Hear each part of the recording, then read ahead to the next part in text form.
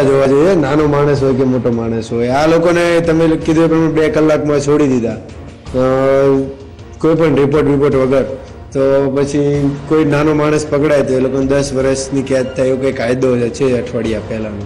તો પછી કાયદા સરખાવવા જોઈએ. પછી ભલે ગમે નાનો માણસ હોય કે મોટો માણસ હોય. દારૂબંધીનો પછી હુક્કા બાર બધા બંધ થઈ ગયા છે. તો એ ઉપર જે હમણાં જે ઘટના આવી વડોદરાની, એમાં બધા જ મોસ્ટ ઓફ બધા ઊંચી પ્રોફાઇલના જ માણસો છે. તો એ બધા પકડાયા અને તેમાં દારૂ પણ ઊંચી બ્રાન્ડનો યુઝ બધા પીવામાં યુઝ કરેલો છે. તો આપણે હવે એ બધા પકડાયા છે તો એને 2 કલાકમાં છોડી દેવામાં આવ્યા. તો હવે એ કાયદાનો ભંગ થયો છે, તો આપણે એની માટે પબ્લિકે જ કરવું જોઈએ બધું, અને કાયદાના સામે આપણે લડવું જોઈએ કે એ લોકોને પણ.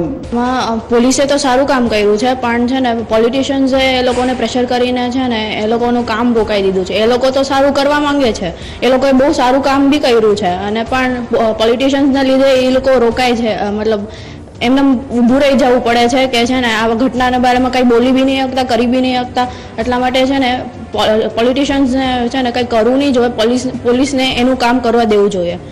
આ બધી ઘટનાને જોઈને એવું લાગે છે કે મોટા મોટા જે પાર્ટીઓ છે એ લોકો અત્યારે પોલીસે એનું કામ કરીને એ લોકોને જે દારૂના બંધી છે એના લીધે એ લોકોને પકડેલા છે, પણ એ લોકોની જે પોલિટિશિયનની જે પાવર છે એના લીધે એ લોકો 2 અવરમાં છૂટી ગયા છે. જ્યારે તમે જોવા જાઓ કે આમ જનતા છે તો એ લોકોને 10 વર્ષની કેદ થવામાં આવે છે. તો આ બંને વચ્ચે આટલો ડિફરન્સ શું કામ? જ્યારે પોલીસ આટલું સારું કામ કરે છે તો પછી પોલિટિશિયનને બી એમને એનું કામ કરવા દેવું જોઈએ.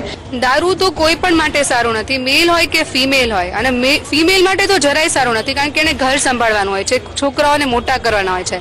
આજે સપોઝિંગલી મારી મમ્મી જ દારૂ પીતી હશે તો હું શું શીખીશ એનામાંથી? એટલે કોઈ ફિમેલ છે ઓર મેલ કોઈ પીવું જ ન જોઈએ. ક્યાંય એજ્યુકેશનમાં એવું નથી લખ્યું કે તમે દારૂ પીશો તો તમારું સ્ટેટસ હાઈ ગણાશે, કે ક્યાંય ધર્મમાં એવું નથી લખેલું. તો દારૂ એક તો હેલ્થ માટે ખરાબ છે, તો શું કામે પીવું જોઈએ? It is bad for society and even for health. Rules બધા માટે સેમ હોવા જોઈએ. કોઈ અધિકારી હોય, ગર્લ્સ હોય, બોયઝ હોય, બધા માટે સેમ હોવા જોઈએ. તો એકને સજા જેમ કે બોયઝને સજા મળે છે આ દારૂમાં ને એમાં, કોઈ અધિકારીને મળે છે તો ગર્લ્સને ઇન્ફેક્ટ તો મળવી જ જોઈએ. એટલે એ પ્રમાણે બધાને સેમ રૂલ્સ તો બધા માટે સેમ જ હોય છે ને. અધિકારી હોય કે પછી કોઈ ગર્લ્સ હોય, બોયઝ હોય, ગમે હોય, ચિલ્ડ્રન હોય, એના માટે બી સજા અલગ અલગ કરવામાં આવી છે ને. તો એ પ્રમાણે રૂલ્સ પ્રમાણે સજા તો બધાને મળવી જોઈએ. અને એ રીતે જોવામાં આવે છે કે કોઈ પણ કાયદાનો અમલ નથી થતો. કોઈ પણ એક જગ્યાએ કોઈ પણ પકડાય છે, જો એ પૈસાવાળા હોય તો એ લોકોને ફટાફટ એ લોકો છૂટી જાય છે કે બેલ થઈ જાય છે. એક જ દિવસમાં I have seen the cases કે કોઈ પણ જગ્યાએ કોઈ ઝડપાય છે તો તરત જ બપોરે જ છૂટા થઈ જાય છે. અને જે ગરીબ માણસ હોય છે, જે બિચારા પૈસા ભરી નથી શકતા, એ લોકો છૂટી નથી શકતા જલ્દીથી.